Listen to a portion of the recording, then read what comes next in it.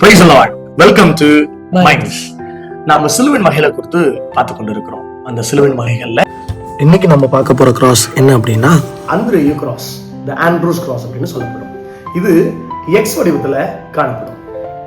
அந்திரேயுவை சிலுவையில் அறைய போகும்போது அவர், நான் இயேசு கிறிஸ்து சிலுவையில் அறையப்பட்டது போல நான் அறைய மாட்டேன் என்று சொல்லி என்னை எக்ஸ் வடிவ சிலுவையில் அறையுங்கள் என்று தன்னை அவர் ஒப்பு கொடுத்ததை நம்மளால பார்க்க முடியும். அப்படி பண்ணது நிமித்தம் இந்த சிலுவைக்கு அவருடைய பெயரையே சூட்டினார்கள் என்று நம்மால் பார்க்க முடிகிறது.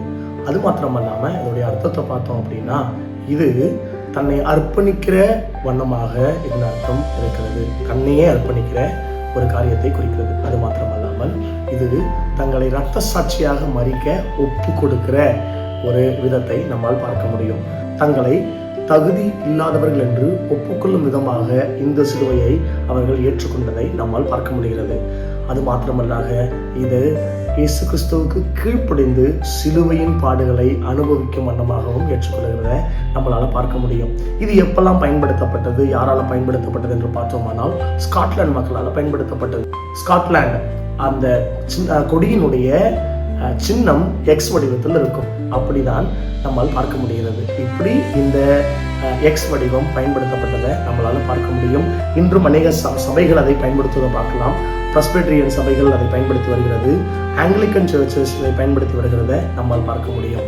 இப்படி இந்த அந்திரேயு கிராஸ் பயன்படுத்தி வருகிறத நம்மளால சரித்திரத்தில் காண முடிகிறது. பிரஸ்பிட்டரியன் கிராஸ் அப்படின்னு சொல்லுவாங்க.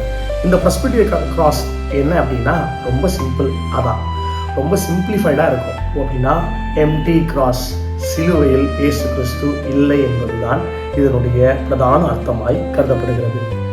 இதுவும் நம்மளுடைய லாட்டின் கிராஸ் பார்த்தது போலயே ஒரு ஹரிசாண்டல் பார், ஒரு வெர்டிகல் பார், இதை தான் நம்ம பார்க்க முடியும். சேம் கிராஸ், ஆனால் சிம்பிளா அதில் அந்த கிராஸ்ல இயேசு கிறிஸ்து சிலுவையில் இல்லை என்பதுதான் இதனுடைய பிரதான அர்த்தமாய் பார்க்க முடியும். இதுல முக்கியமா பார்க்க போறது என்ன அப்படின்னா, இது பிரஸ்பிட்டரியனுடைய பார்வையில இல்ல பிரஸ்பிட்டரியன் கிராஸ் அப்படின்றத ரொம்ப முக்கியத்துவப்படுத்துறது எது அப்படின்னா, அவர்கள் சிலுவையில் அறைந்ததை பார்க்கவில்லை, அவர்கள் பார்ப்பது உயிர் தெழுவதை பார்க்கிறார்கள். பாடுகள் அல்ல, உயிர் தெழுதலை அவர்கள் பார்க்கிறார்கள்.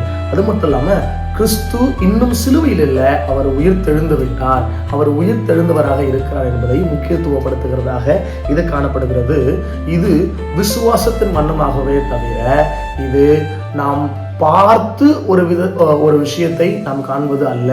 அப்படி என்றால் சிலை வழிபாடாக இல்லை என்பதை இது குறிக்கிற வண்ணமாக இருக்கிறது. எந்த ஒரு படத்தையோ எந்த ஒரு சூபத்தையோ வணங்காமல் இது விசுவாசத்தோடு வசனத்தை ஆதாரமாக வைத்து நாம் அவரை விசுவாசிக்க வண்ணமாக இது காணப்படுகிறது.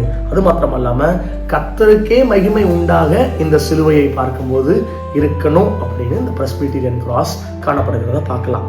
இது எந்த சபைகளில் பயன்படுத்தப்படுகிறது, யார் இதை பயன்படுத்துகிறாருன்னு நம்ம பார்த்தோம் அப்படின்னா, இது பிரஸ்பிட்டரியன் சர்ச்சஸ், ரிஃபார்ம்டு சர்ச்சஸ், அப்புறம் கால்வினிஸ்ட் ட்ரெடிஷன்ஸ். இந்த கால்வினிஸ்ட் அப்படின்றவங்க பயன்படுத்த தான் பார்க்க முடியும். ஏன் இந்த கால்வினிஸ்ட் அப்படின்றது நான் சொல்லணும் அப்படின்னா, ஜான் கால்வின் அப்படின்றவர் ரிஃபார்ம் தியாலஜி, நம்ம இந்த இறையியல் அப்படின்னு சொல்லுவோம். இந்த ஜான் கால்வின் அவங்களுடைய அவர்கள் முக்கியத்துவப்படுத்தின சில இறையியல்கள் என்ன என்று பார்த்தோம் அப்படின்னா, சோலோ ஸ்கிரிப்சரா, வசனம் மாத்திரம்தான், வேற எதுவுமே இல்லை. அப்போ வசனத்தை மாத்திரம் வைத்து நம்ப வேண்டும். அது மாத்திரம் அல்லாமல் எந்த ஒரு சிலை வழிபாடு வரக்கூடாது. எந்த ஒரு படத்தையோ சுரூபத்தையோ வைத்து நாம் வணங்காமல் நாம் வசனத்தை மாத்திரமே ஆதாரமாக வைத்து நாம் விசுவாசிக்க வேண்டும் என்பது ஒரு பெரிய ஒரு நம்பிக்கையா இருக்கிறது.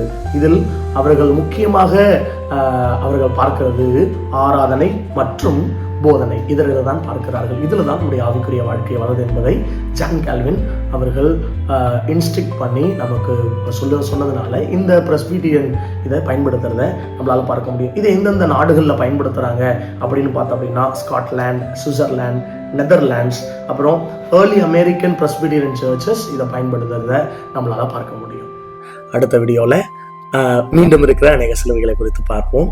அதுவரை கர்த்தர் நம்மை ஆசீர்வதிக்கட்டும். தேங்க்யூ. God bless you.